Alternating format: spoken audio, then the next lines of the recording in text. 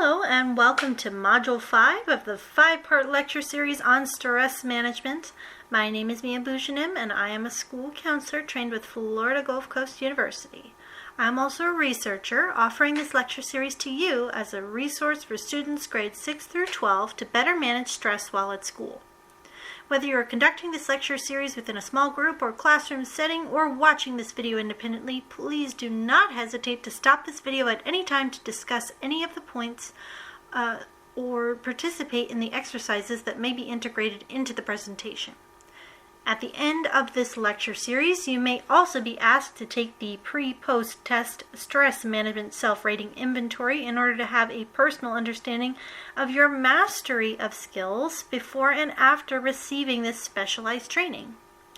In this video, you will be reviewing the meaning of empowerment, as well as distinguishing the difference between internal and external locus of control. Now, if you are ready, let's get started. Whether you are in a group setting or working independently, the majority of these presentations begin by establishing expectations when following along. This series will only last for 5 video lectures, but you may need anywhere from 6 to 10 meetings to truly explore and retain the content. For those of you that are in a group setting with your school counselor or other professional, I would like to quickly review our statement about confidentiality. As you already know, confidentiality can be generally defined as privacy related to your personal information. Please keep in mind that while you may be encouraged to share personal experiences related to the exercises or discussion points, it is best to practice for you only to share what you are comfortable with others knowing. A professional may be able to keep your information safe to the best of their ability and limitations per their ethical and legal responsibilities. However, once an entire classroom is aware, please know that the ability to keep personal information private will be in the hands of your peers. Now that we have reviewed 2 of the required expectations of this lecture series, there are 3 remaining questions that best highlight the behaviors expected of any student participating. So take a moment to reflect upon before answering the following questions. What is the expectation when we communicate? This can include how we use our body, our words, or even in how we listen to others. How do we show that we can cooperate or work with each other to get the best possible results from our learning throughout this lecture series? This may require showing good listening skills or asking questions. How do we collaborate or share our thoughts and opinions with others in a respectful way? This may be an especially difficult question when we don't always agree. If anything has changed, or you feel the need to add any new insights or norms, feel free to write down your responses. What is empowerment? Empowerment is the restoration of power or control. When we are most stressed, thoughts may come into our mind like, I can't do anything about it, or I'm trapped. This is when we start to lose hope. To restore power, we must first learn how to empower ourselves, even when times are stressful. So there are a number of ways to restore our personal power, though the process will vary for everyone. You have to first recognize where you do have power. For example, you may not be able to pick your family, teachers, or the environment you live in, but you do have power in the choices you make despite any circumstances you are in. You can make the choice to come into school every day or to show strength or bravery by communicating how you feel with others in a calm and thoughtful way. Even using our coping skills can be a form of restoring our power. In order to be effective in restoring your personal power, you will need to be therapeutic or in a nature of caring for your needs in a responsible and realistic way. Notice all of the examples in the diagram are designed with a positive or healthy impact in mind, such as trying something new, knowing it's okay to fail, and encouraging others. Now, feel free to pause this lecture to think, pair up, and share your experiences related to the following question. In what ways do you empower and take care of yourself in a world of limited choices? You hopefully have developed a lot of skills already over the course of these video lectures. So now is the time to apply something you know and use into this question. Most people feel stronger or in charge of their lives when they have a sense of control. But it's not common to talk about where the control is located or coming from.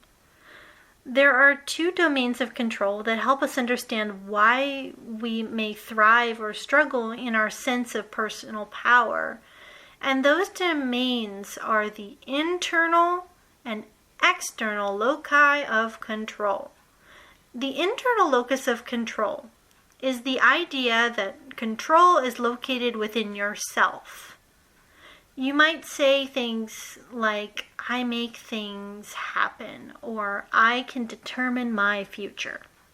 This mindset will result in being action-oriented and taking responsibility for the things that are within your power to change. On the opposite end of the spectrum, there is the external locus of control, which is the idea that control is located outside of yourself. This mindset will result in blaming others, events, or circumstances for dilemmas and shortcomings, whether we have responsibilities related to the issue or not. This person might say things like, "Why does everything happen to me?" or "I can't do anything." Now that you understand the internal and external locus of control, who do you want to be? Ask yourself, which of the two mindsets is going to be more productive in acting towards your best interests? Which mindset, if they could magically become your best friend, would help you the most?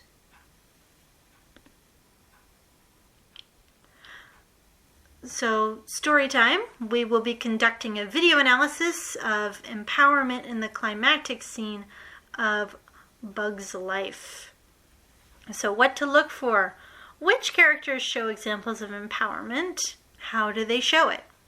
Which characters rely on external or outside factors to control their life? How do they show this? Who can you relate to in the story? Share any relevant details.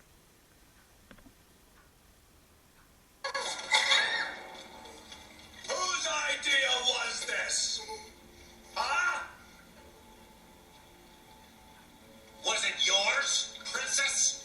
Just get behind me, girls. It'll be okay. Leave her alone, Hopper! The bird was my idea. I'm the one you want.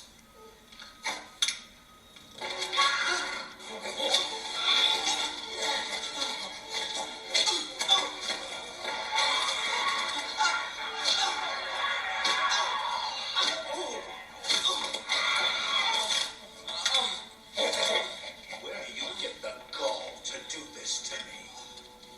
You were gonna squish the queen. It's true. I hate it when someone gives away the ending. A piece of dirt. No, I'm wrong. You're lower than dirt. You're an ant. Let this be a lesson to all you ants. Ideas are very dangerous things. You are mindless, soil-shoving losers. Put on this earth to serve us. You're wrong, Hopper.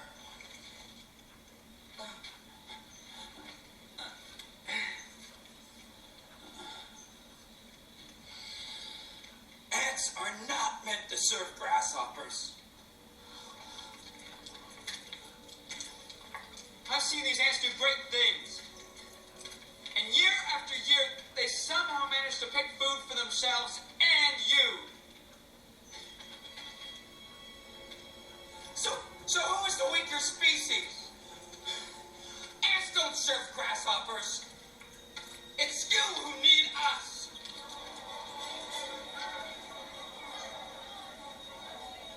We're a lot stronger than you say we are. And you know it, don't you?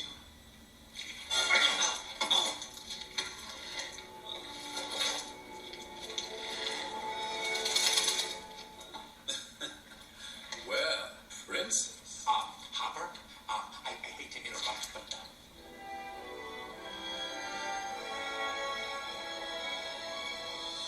you ants stay back.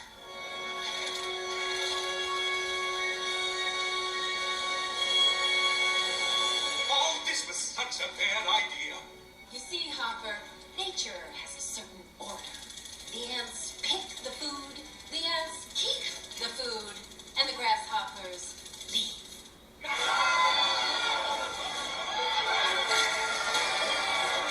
so proud of you, Flick. Where are you going? They're just ants.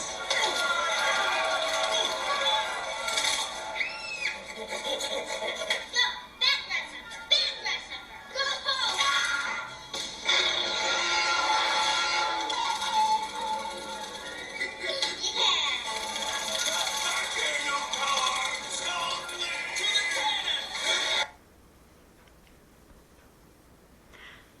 So, when we lack a sense of personal power or control, sometimes, we may just feel like a small drop in the ocean.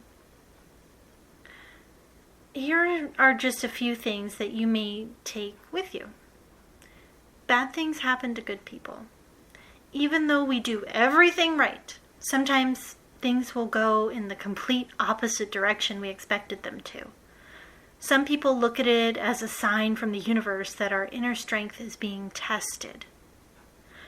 There might be someone who understands. Support can come from anywhere and anyone because everyone at some point or another has experienced pain. It's okay to ask for help. Teachers, school counselors, and trusted adults of any kind will understand their responsibility to talk with you or get you to someone who can help. It's okay if your problems and their solutions are cliché or maybe not unique. In fact, that's a good thing because then you don't have to overthink things to fix a problem. If it's working for you to do something simple, like take a deep breath or count to 10, then you're doing a good job. Putting a problem into perspective does not make your problem any less real. Just because someone may question your logic or challenges how you think or feel doesn't always mean they're not on your side. Finally, remember to take it one day at a time. You are going to feel crummy sometimes, so don't worry about rushing along your feelings and take them in stride. The future will get here when it gets here, and your patience will be rewarded with success. To everyone that may be watching this feeling like a small little drop in the ocean, Mother Teresa said, "We ourselves feel that what we are doing is just a drop in the ocean. But the ocean would be less because of that missing drop. You are a part of the bigger picture, and that is something to be proud of." For those of you that are in a group, you are welcome to test your knowledge of internal and external locus of control with a game of human basketball. If you are working independently, you may try this with a friend or sibling when you are at home. 2 students are going to be human baskets where they make an O shape with their arms out in front of them like a basketball hoop. You will each get a turn to throw a ball into our human baskets. We will start with 2 baskets and each player will switch if they can correctly provide an example of basket 1, internal locus of control, and basket 2, external locus of control.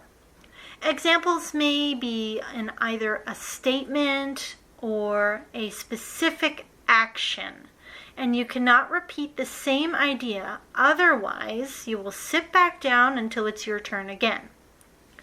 The goal will be to rotate everyone at least once. Keep in mind to please be gentle and follow instructions so everyone gets a chance to play. This video is actually an example of why it's easier to use a foam ball and not an actual basketball.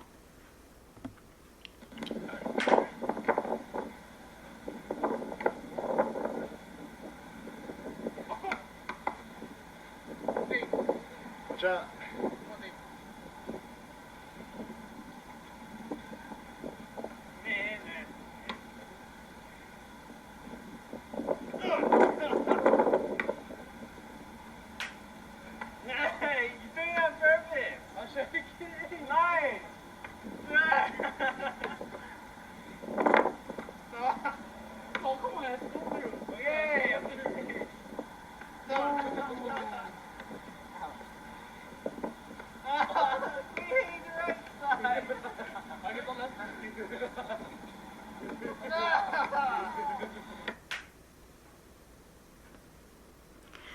So in this final slide, take a moment to answer the following questions.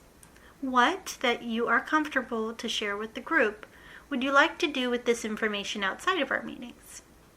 What is your favorite or most useful insight that you've learned about identifying stress? On a scale of 1 to 5, how confident do you feel in being able to use the information learned today? What questions, concerns, or feedback would you like to give me? Now is a great time to pause this lecture and take any final instructions from your school counselor or other school-based professional that assigned this video series to you. When you have successfully debriefed all of the necessary assessment details and other instructional activities, feel free to watch the bonus activity as a closure to the stress management video series. As a final crafting project to process the end of this training, you will be making vision boards from magazine clippings to showcase what you've learned and your hopes for the future after group meetings. Your board must meet the following requirements: name, date, and class on the back, minimum of 10 magazine clippings of pictures, minimum of 2 colors used to decorate the board, markers, colored pencils, crayons, minimum of 3 sentences summarizing your vision board.